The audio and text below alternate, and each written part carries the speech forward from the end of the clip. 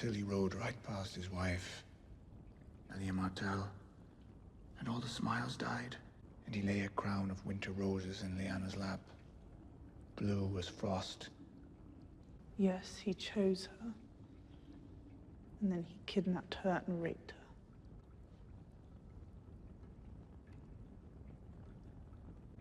Hey guys, and welcome back to another Game of Thrones Season 8 theory video. And with the news that Rhaegar Targaryen may return in Game of Thrones Season 8, we're all wondering what kind of flashback this could be. Obviously this has to be a Bran flashback, but what the hell do we need to see Rhaegar again for? We basically already have all the information we need about Rhaegar and Lyanna being married and Jon Snow being the legitimate heir to the Iron Throne, but we could see a major event in the past that Rhaegar attended and could introduce us to the Isle of Faces.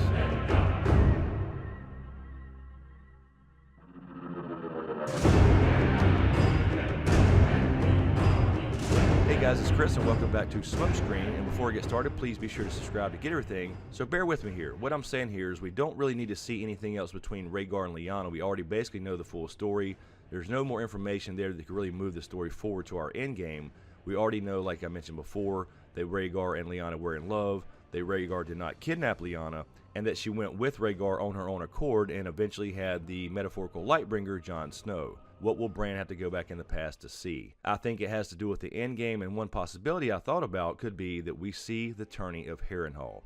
Now again, the Tourney of Harrenhal, for a little background, is a major event in the history, especially in the books, and this is where essentially Rhaegar met Lyanna Stark. This is where Jaime Lannister, for example, became a Knight of the Kingsguard. This is where the mysterious Knight of the Laughing Tree took part in the tournament as well to defend a Crannogman, and that Crannogman happened to be named Hallan Reed. We don't necessarily need to see the tourney itself, although that would be cool to see Rhaegar crown Lyanna with the winter roses in front of everybody, as Littlefinger said in the show, the day all the smiles died, which eventually would lead to Robert's Rebellion, although not the direct cause. But the point here is Hallan Reed was at the Tourney of Harrenhal. Now, it's not important that he was at the tourney himself necessarily. He just happened to go there because he was on his way back from the Isle of Faces at the God's Eye, where I think this whole damn thing's going to end. So basically, Hallan Reed showed up at the Tourney of Harrenhal and got his ass beat by a bunch of squires, because Hallan Reed, being a small Crannogman, is not your typical knight, he's not your typical jouster and sword fighter and that type of thing. So it seemed that he got bullied a little bit, and that's where the Knight of the Laughing Tree story comes in, where this mysterious knight with mismatched armor came in and defended and defeated those three squires' lords in the actual tourney itself, and that knight is very likely Lyanna Stark herself.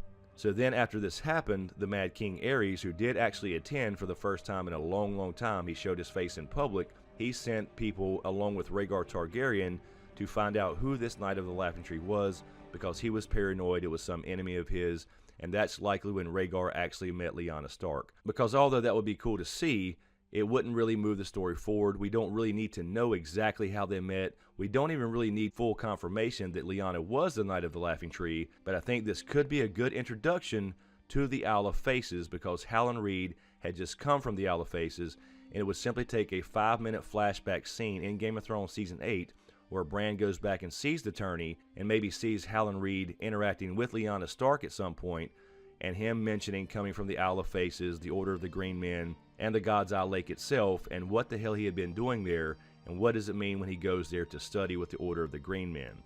So this could be a good introduction to the Isle of Faces, and give Bran the idea to go back and check out the Isle of Faces, because Hallan Reed thinks it's such an important place. So let's take a look at another quick book passage that may be evidence on the importance of this location. This is from Bran 2 in A Storm of Swords, and to give us some context, this is when Mira is telling Bran stories about the Tourney of Harrenhal and the Knight of the Laughing Tree. And this passage reads, Bran shook his head.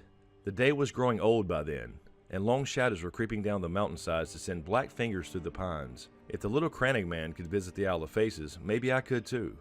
All the tales agree that the Green Men had strange magic powers. Maybe they could help him walk again, even turn him into a knight. They turned the little Crannogman into a knight. Even if it was only for a day, he thought. A day would be enough. So first, to reference the first part of that little paragraph, you have the long shadows and black fingers, and those seem to be direct references to the White Walkers. The White Walkers, or the Others, are commonly referred to as shadows in the book, sometimes white shadows, and of course Cold Hands or Benjen in the show are described as having black fingers from all the blood coagulation, just like the hand that Ghost found. But more importantly here, we see Bran thinking that he could actually visit the Isle of Faces. He then says that all the tales agreed they had strange magic powers, and we know now, of course, that he would come to have those magic powers that we call green seer abilities, as far as warging, skin changing, and of course green sight, because of course he did find Bloodraven and learn the ways of the Jedi, or I'm sorry, the ways of the green seers. So this one paragraph could almost be a microcosm for an entire story in regards to Bran's role. So if you look at what has happened so far from that passage, Bran already has and is still learning quote-unquote magic powers in a sense, so you could assume that the rest of this passage could become fact as well, and he will go to the Isle of Faces to become a knight, just not the type of knight he thought. He may in fact become a knight to stop the night, and to do what has to be done to stop the long shadows with black fingers that are creeping down into Westeros. Anyway, I'll pass it off to you guys. Let me know what you think in the comments below. Will Bran end up at the Isle of Faces, and what will he have to do with the help of Jon to destroy the Night King? And as I mentioned before, please check out the entire video that's linked in the description below about how I think this is going to end at the Isle of Faces, because I do essentially think that the Isle of Faces is the source of magic in Westeros, and since that magic helped create the Night King, that magic has to be destroyed in a bittersweet ending. So again, check out that link in the description below. And as usual, thank you for all the support, especially you guys on Patreon. And a huge shout out to my executive Patreon SmokeScreen producers. Thank you guys so much. I really appreciate the support. And thanks to everyone out there on YouTube as well. And as usual, be sure to subscribe to get everything. And be sure to click that notification bell so you're notified when I drop a new. So thanks for watching. And we'll see you next time.